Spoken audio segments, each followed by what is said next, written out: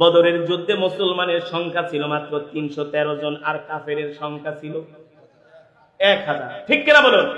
উহুদের যুদ্ধে মুসলমানের সংখ্যা ছিল মাত্র 800, আর কাফেরের সংখ্যা ছিল 3000। ঠিক কিনা বলেন? আপনাদের কাছে আমার প্রশ্ন, ওই যুদ্ধগুলোতে মুসলমানরা জিতেছে নাকি কাফেরেরা? বলে বলুন।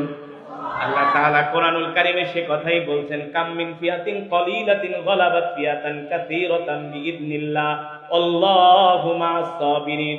আল্লাহ তাআলা বলেন, নবী, যুদ্ধের ফয়সালা, বিজয়ের ফয়সালা মুমিনের ইমানদারের কখনো অস্ত্র দেয়া হয় না, সৈন্য দেয়া হয় না। যুদ্ধের ফয়সালা আসে কোত্থেকে? আসমান থেকে। কোত্থেকে? আর জোরে বলুন, কোত্থেকে? আল্লাহ রাসূল যখন বদরের প্রান্তরে গেলেন, কাফেরদের সংখ্যা 1000 আর মুসলমানের সংখ্যা 313 জন। আল্লাহ রাসূল জায়নামাজ নিয়ে বদরের প্রান্তরে দাঁড়ায় গেলেন। 2 রাকাত নামাজ পড়ে আল্লাহ নবী সিজদায় পড়ে গেলেন।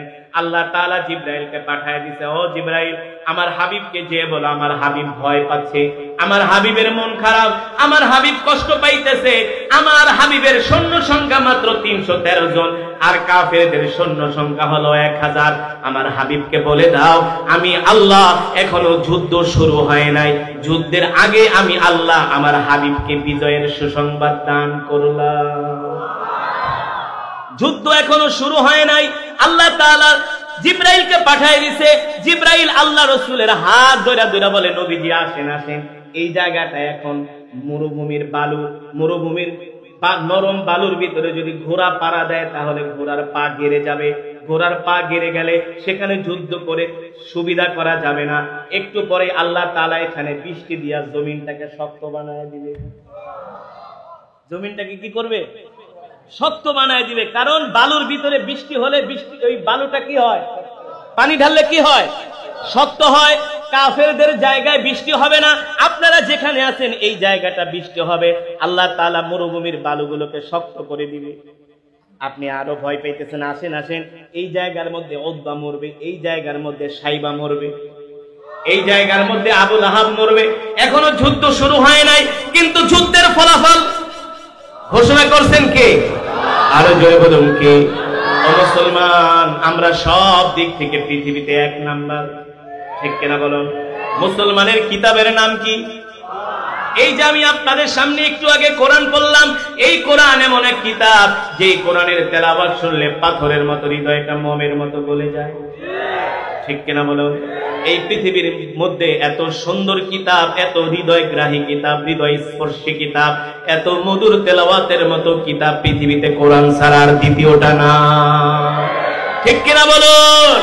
আল্লাহ তাআলা আমাদেরকে কোরআন দিয়েছেন, পৃথিবীর শ্রেষ্ঠ কিতাব, আর পৃথিবীর শ্রেষ্ঠ নবীর নাম জনাবে মুহাম্মদুর রাসূলুল্লাহ সাল্লাল্লাহু আলাইহি ওয়াসাল্লাম। আমরা যেই নবীর উম্মত। ঠিক কিনা বলুন? পৃথিবীর শ্রেষ্ঠ ধর্মের নাম জোরে বলুন, ইন্নাদ দীনা ইনদাল্লাহিল ইসলাম। আল্লাহ তাআলার কাছে মনোনীত ধর্ম হলো ইসলাম। আল্লাহ তাআলার কাছে সবচেয়ে পছন্দের ধর্ম হলো ইসলাম। ঠিক কিনা বলুন? ইন্নাদ দীনা ইনদাল্লাহিল ইসলাম। আল্লাহ তাআলার কাছে মনোনীত ধর্ম হলো ইসলাম। ইসলাম এমন একটা জীবন ব্যবস্থা, আল-ইয়াওমা আকমালতু লাকুম দীনাকুম ওয়া আতমামতু আলাইকুম নি'মাতি ওয়া রাদিতু লাকুমুল ইসলাম দীনা। ইসলাম হলো একমাত্র কমপ্লিট জীবন ব্যবস্থা। কেউ যদি ইসলামকে অনুসরণ করে, কেউ যদি ইসলাম মানে, পৃথিবীর জমিনে সে দুনিয়াতেও শান্তি পাবে, আখিরাতেও শান্তি পাবে। ঠিক কিনা মুসলমান? পৃথিবীর দামি ঘরের নাম, পৃথিবীর দামি ঘরের নাম হলো বাইতুল্লাহ। আরো জোরে বলুন কি? আল মসজিদু বাইতুল্লাহ। পৃথিবীর দামি ঘরের নাম হলো বাইতুল্লাহ। ঠিক কিনা বলুন? এই পৃথিবীর দামি ঘর, এই ঘর আল্লাহ তাআলা পৃথিবীর সর্বপ্রথম সৃষ্টি করেছেন। পৃথিবীর সর্বপ্রথম যে ঘর আল্লাহ তাআলা তার কুদরতি হাত দিয়ে সৃষ্টি করেন, সেই ঘরের নাম হলো। তাহলে এবার আসেন, আমরা 1 নম্বরে পাইলাম পৃথিবীর সর্বশ্রেষ্ঠ কিতাব আল কোরআন। না, আমরা পেলাম পৃথিবীর শ্রেষ্ঠ নবী, যিনি হলেন রহমাতুল লিল আলামিন। যেই নবীর চরিত্র দেখে, যেই নবীর আখলাক দেখে মক্কার কাফেরেরা কালেমা পড়ে মুসলমান হয়ে গেছে। ঠিক কিনা বলুন? আমরা পৃথিবীর শ্রেষ্ঠ ধর্ম পেলাম ইসলাম। ইন্নাদ দীনা ইনদাল্লাহিল ইসলাম। আজকে দেখেন যেইখানে মুসলমানের সংখ্যা কম, অন্য ধর্মাবলম্বীরা বেশি, সেখানেই মুসলমান আক্রান্ত হয়। ঠিক কিনা বলো? আমেরিকাতে হেড ক্রাইম হয়, হেড ক্রাইম বুঝেন? কারণ আমেরিকাতে মুসলমান কম, কোন একটা মুসলমান রাস্তা দিয়ে হেঁটে যাচ্ছে, একজন খ্রিস্টান এসে থপ করে একটা চটকানা মেরে দিচ্ছে, মুখের ভিতরে থুতু দিয়ে দিচ্ছে, তার কুকুরটা তার গায়ে লেলিয়ে দিয়েছে। আমেরিকাতে হেড ক্রাইম বেড়ে গিয়েছে, হেড ক্রাইম। মুসলমান আজকে যেখানে অমুসলিম বেশি, মুসলমান কম, সেখানে কখনো মুসলমানের জান মাল কখনো নিরাপদ, কোনো না কোনো এক দিক দিয়ে সেখানে মুসলমান নির্যাতিত হচ্ছে।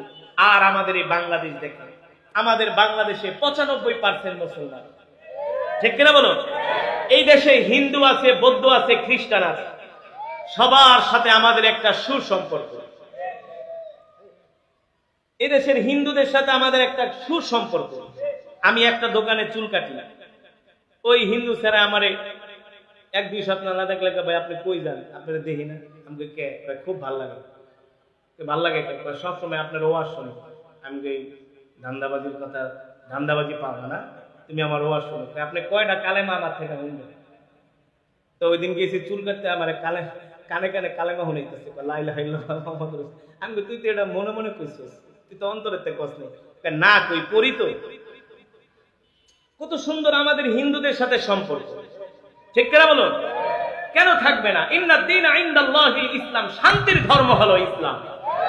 আমি এই দেশের মুসলমান, আমার যতটুকু অধিকার একজন হিন্দুরও এতটুকু অধিকার আছে, একটা খ্রিস্টানের অধিকার আছে। মায়ানমার থেকে 20 লক্ষ রোহিঙ্গা মুসলমানকে এই দেশে তাড়ায় দিতে, আমরা যদি থুতু মারতাম, সংখ্যাগরিষ্ঠ বৌদ্ধরা এই দেশ থেকে ভেসে যেতে বাধ্য হতো। ঠিক কিনা বলো? কিন্তু কেউ কি বলতে পারবে বাংলাদেশে অন্য ধর্মাবলম্বীরা নির্যাতিত হচ্ছে? নো নেভার, কখনো নয়, হতে পারে না। অনেক আরব রাষ্ট্রে অনেক অমুসলিমরা চাকরি করে, নেপালিরা চাকরি করে, আরবের অনেক বড় বড় কোম্পানিতে তারা সিকিউরিটি গার্ড, অনেক বড় বড় মুসলিম কোম্পানিতে তারা চাকরি করতেছে, কোনো বৈষম্য নাই। ঠিক কিনা বলো? বৈষম্য কেন থাকবে?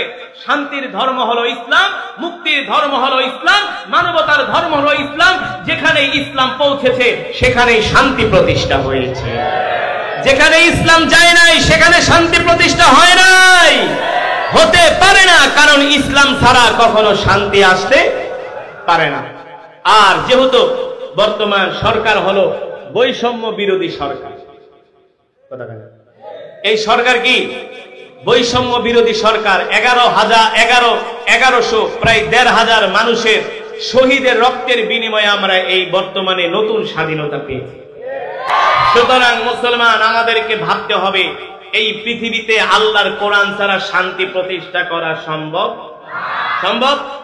আল্লাহ রাব্বুল আলামিন সে কথাই কোরআনুল কারীমের মধ্যে বলছেন, মুসলমান, আলা লাহুল খালকু ওয়াল আমরু তাবারাকাল্লাহু রাব্বুল আলামিন। আল্লাহ তাআলা তার হাবিবকে ডাক দিয়ে বলেন, হাবিব, আলা লাহুল খালকু ওয়াল আমরু তাবারাকাল্লাহু রাব্বুল আলামিন। নবী, আপনি যে কোরআন তেলাওয়াত করেন, মক্কার কাফেরেরা আপনার কোরআন তেলাওয়াতে বাধা দেয়। ঠিক কিনা বলো? ইতিপূর্বেও কোরআন, এই ওঠাউঠি করা যাবে না, বসো, তুমি কি আমার চেয়ে ব্যস্ত নাকি? আপনারা যারা আসছেন, আপনাদের চেয়ে আমরাও একেবারে কম ব্যস্ত না, মনে করেন খুব ব্যস্ত। সুতরাং আমি মাত্র 15 থেকে 20 মিনিট বয়ান করব। যে যেখানে দাঁড়ায় আছেন, বসে আছেন, ওঠাউঠি করা যাবে না। আমি আমার হক আদায় করেছি, তেলাওয়াত করেছি, যে তেলাওয়াতটা করেছি এটাই পুরো একটা মেসেজ, এটা পুরো একটা বয়ান। যদি এর অর্থ বুঝতেন, আর ওয়াজ করা লাগতো। আমি যে দোয়াগুলো পড়েছি, আল্লাহু আকবার, আমি তো নিজেই কান্না করেছি। রব, অনেক গুনাহ করেছি, গুনার কারণে আপনি আমাদেরকে ভুলে যায়েন না। রব, আপনি আমাদের উপর আপনার রহমত নাযিল করে আমাদেরকে ক্ষমা করেন। আপনি তো আমাদের মালিক, আনতা মাওলানা, আপনি তো আমাদের আল্লাহ, আপনি তো আমাদের খোদা। ঠিক কিনা বলুন? সুতরাং যে তেলাওয়াত করেছি এটাই পুরো একটা বয়ান। এখন বাংলাদেশের মানুষ তো অনেক শিক্ষিত মানুষ, এই কারণে কোরআনের অর্থ বুঝে না। যে আপনারা যদি কোরআনের অর্থগুলো বুঝতেন, আপনাদের চোখ দিয়ে ঝরঝর করে পানি পড়ত। তো অল্প কিছু সময় বয়ান হবে, বসতে পারবেন তো ইনশাল্লাহ? ওঠাউঠি করবেন না তো ইনশাল্লাহ? ওঠাউঠি করবেন তো মোনাজাত দিয়ে বিদায় নিয়ে চলে যাবে ইনশাআল্লাহ। কেউ ডাউটি করবেন না, শেষ পর্যন্ত আমরা বসবো ইনশাআল্লাহ। আল্লাহ তাআলা আমাদের তৌফিক দান করুন। মুসলমান, যেটা বলছিলাম, আল্লাহ তাআলা কোরআনুল কারীমের মধ্যে বলছেন, আলা লাহুল খালকু ওয়াল আমরু তাবারাকাল্লাহু রাব্বুল আলামিন।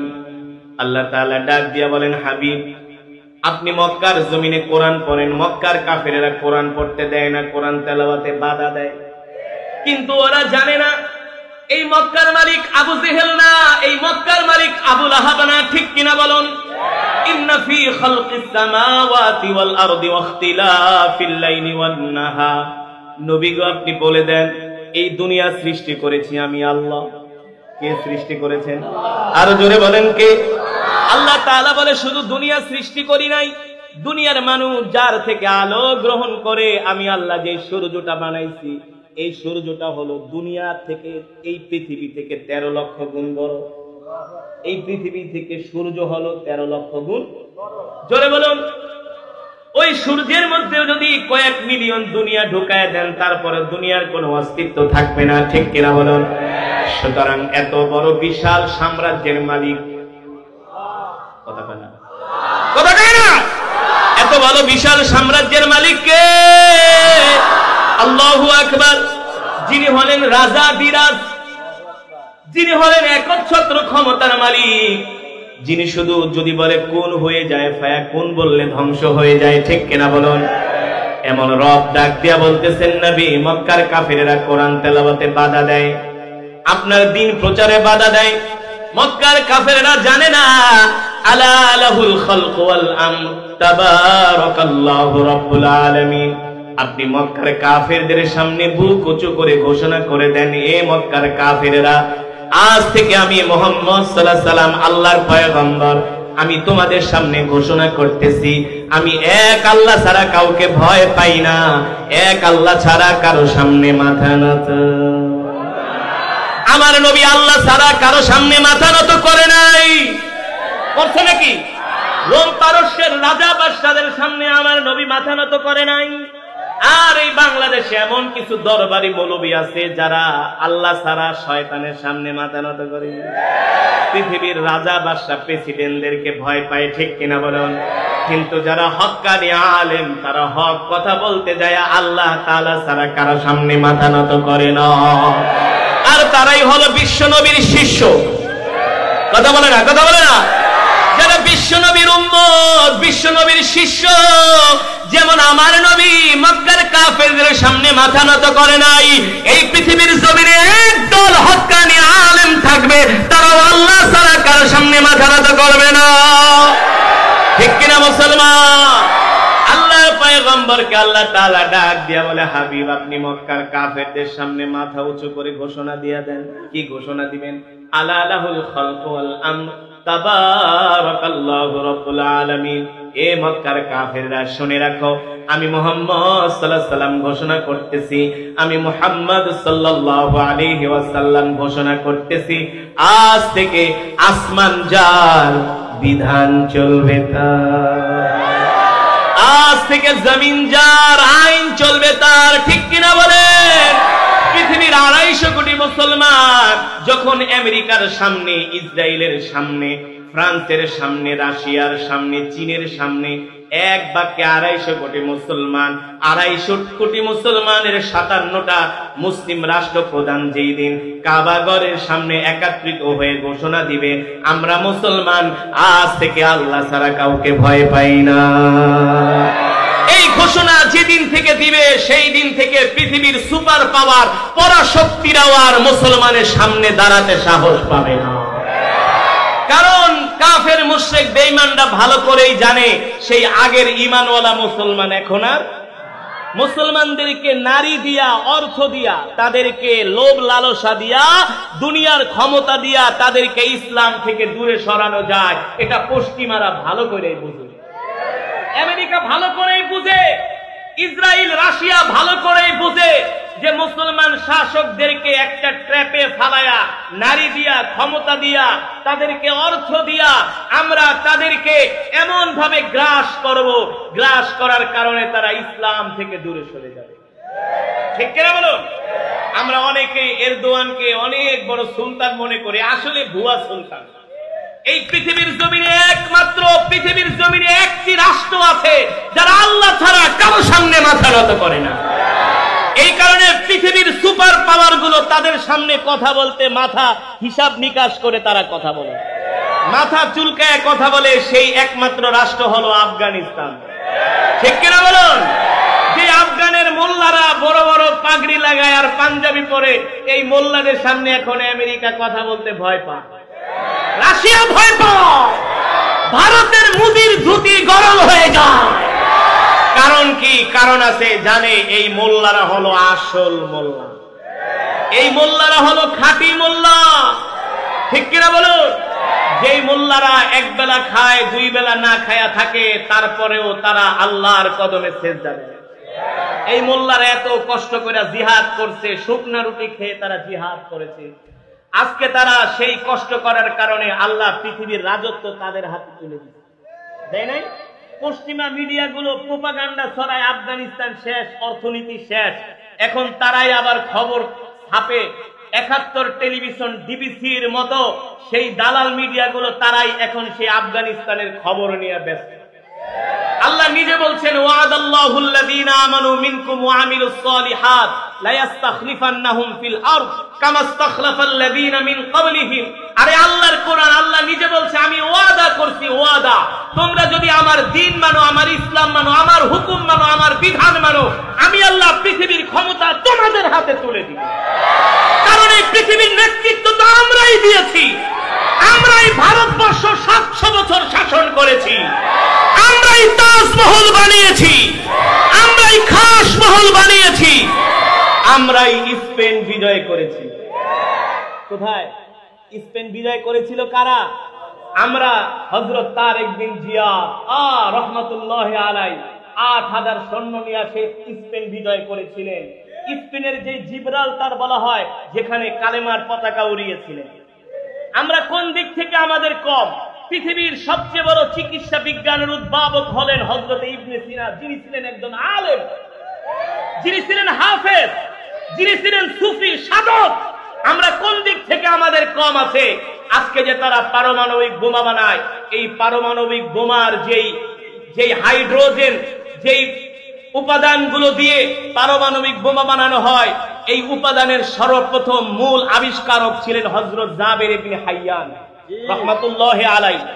চিকিৎসা বিজ্ঞান আপনি খুঁজে দেখেন, ইবনুন নাফিস রহমাতুল্লাহ আলাইহি। তাহলে আমরা মুসলমানরা কোন দিক থেকে আমরা পিছিয়ে? আমরা তো পিছিয়ে না, আমাদেরকে আল্লাহ তাআলা সম্পদ দিয়েছেন। পৃথিবীর দামি দামি সম্পদগুলো মুসলমানের দেশে, তেলের খনি মুসলমানের দেশে। এই বাংলাদেশটা ঘ্যাসে ভাসতেছে, ঠিক কিনা বলুন? স্বর্ণের খনি আমেরিকা, কই কই? আরবের মাটির নিচে স্বর্ণের খনি। আল্লাহ রসুল শুধু দোয়া করেছিলেন, আল্লাহ আপনি আরবের উপর রহমত নাজিল করেন। আল্লাহ তাআলা জিবরাইলকে ডাক দিয়া বলছে, হে জিবরাইল যাও, আমার হাবিব কি চায়? আমার হাবিব যদি চায়, আমি আল্লাহ উহুদ পাহাড়কে স্বর্ণে পরিণত করে দিব। শুধু আল্লাহ রসুল হাত উঠেছে, বিজ্ঞানীরা আবিষ্কার করেছে উহুদ পাহাড়ের নিচে পুরাটাই স্বর্ণ। সৌদি আরবের এমন বিশাল বিশাল পাহাড় আছে যার পুরাটাই স্বর্ণ। পৃথিবীর দামি দামি তেল উৎপন্ন হয় পৃথিবীর মুসলমান দেশের মধ্যে। তাহলে আমাদের কোন দিক থেকে অভাব? আমাদের অভাব হলো তাকওয়া, আমাদের অভাব হলো আল্লাহ তাআলার উপরে বিশ্বাস। আমাদের বিশ্বাস আল্লাহ তাআলার উপরে নাই।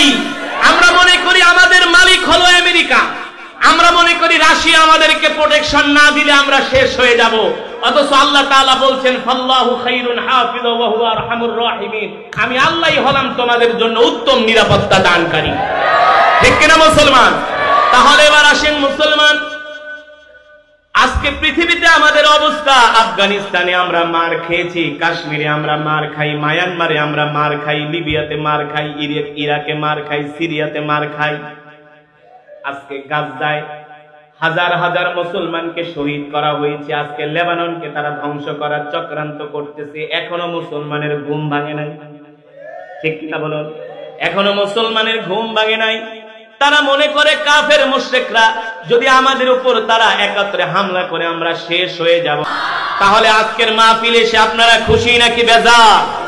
যদি খুশি হয়ে থাকেন যে কোরআন তেলাওয়াত আমি আপনাদেরকে শুনাইলাম, এই কোরআন আমাদেরকে শিখতে হবে, সকাল সন্ধ্যা কোরআন পড়তে হবে, ঠিক কিনা বলেন?